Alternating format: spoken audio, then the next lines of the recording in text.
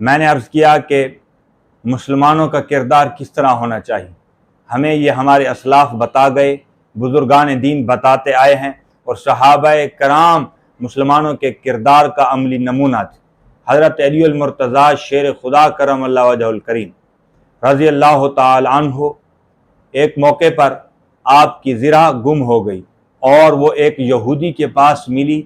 हुज़ूर अनवर सल्लल्लाहु अलैहि वसल्लम के दामाद हज़रत अली अल मुर्तज़ा शेर खुदा ने इरादा ज़ाहिर फरमाया कि यह ज़िरा तो मेरी है। तो यहूदी कहने लगा कि यह ज़िरा मेरी है। तो मामला अदालत में काजी के पास पहुंचा। तो हज़रत अली अल मुर्तज़ा शेर खुदा से उनका आने का मकसद पूछा गया। तो आपने अपने मामले को पेश फरमाते हुए इरशाद फरमाया कि यह ज़िरा मेरी है। तो यहूदी ने कहा कि नहीं, यह ज़िरा मेरी। तो काजी ने कहा कि शरीयत मुतहरा का उसूल है कि जिसका दावा हो उस दावे के लिए उसके पास दो गवाह मौजूद हों। तो गवाह आप ले आएँ, ज़िरा आपको मिल जाएगी। तो इसी तरह जब ज़िरा के लिए गवाह मांगा गया तो हज़रत इमाम हसन रज़ी अल्लाह ताला अन्हु जलवागर हुए। इरशाद फरमाया कि हाँ, मैं ये इस बात की गवाही देता हूँ कि ये ज़िरा मेरे वालिद मोहतरम हज़रत अली अल मुर्तज़ा शेर खुदा की है।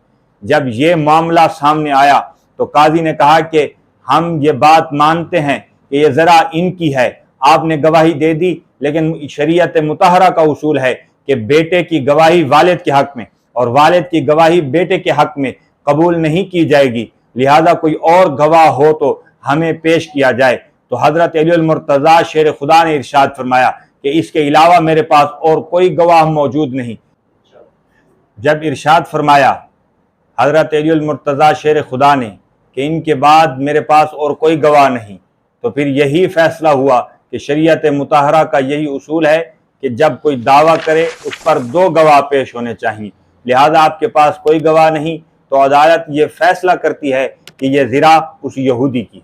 जब ये मामला हुआ तो हज़रत अली अल मुर्तज़ा शेर खुदा ने खामोशी इख्तियार फरमा ली और वापस तशरीफ़ लाने लगे। तो यहूदी मुसलमानों के इस अमली फैसले को देखकर और इस किरदार को देखकर और हज़रत अली अल मुर्तज़ा की बहादरी और शुजाअत और उनकी रौब और दबदबे वाली शख्सियत के सारे वाक़यात जब उसने सुन रखे थे, लेकिन अदालत के फैसले के मुताबिक जब उन्होंने खामोशी इख्तियार की, तो इस किरदार और इन मामलात को देखकर, हज़रत अली अल मुर्तज़ा के किरदार को देखकर और काजी के उस फैसले पर उनका सरखम देखकर यहूदी ने यह ऐलान किया कि यह ज़िरा हज़रत अली अल मुर्तज़ा को पेश करता हूँ और मैं यहाँ सबके सामने ऐलान करता हूँ और कबूल इस्लाम करता हूँ। तो उसने कबूल इस्लाम किया।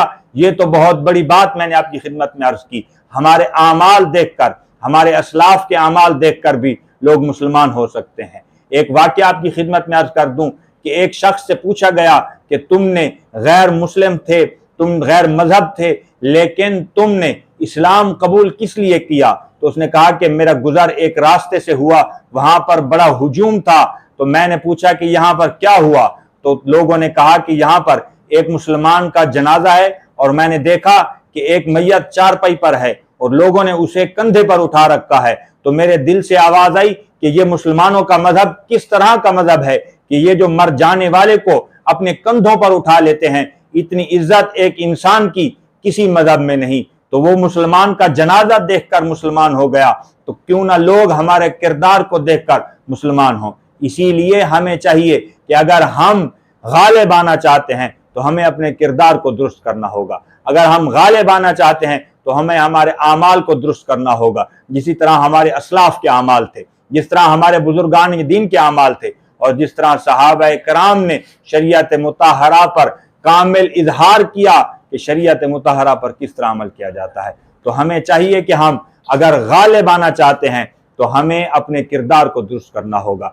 आज हम मगलूब हैं कुफार से फ़कत इसी सबब से कि हमारा किरदार हमारे असलाफ जैसा ना रहा। हमारी बातें और हमारे काम इन दोनों में तजाद है।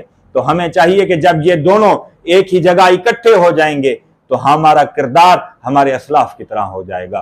तो हमें अल्लाह पाक अपने करम से, अपने फजल से हमें अपने आमाल और किरदार को दुरुस्त करने की तौफीक अता फरमाए।